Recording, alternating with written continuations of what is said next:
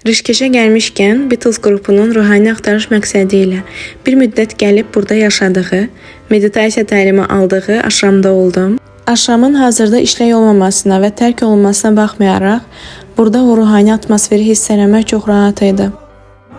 Bu kiçik daş binalar isə aşramın əsas xüsusiyyətlərindən biridir.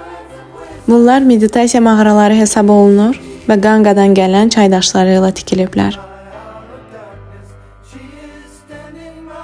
Burada olan böyük meşə ərazisi, ayağımızın altından axan Qanqa həqiqətən də ruhumuza bir sakitlik, rahatlıq verirdi.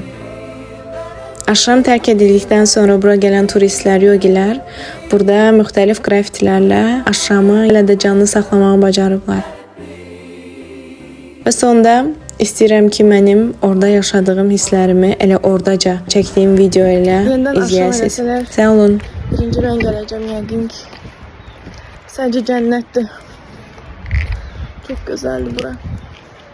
Köhne olsa da her yer atmosfer, hava, çok temiz hava var. Hatta köhne binanın içinde böyle çok güzel hava var. Tabii çok güzeldi burada.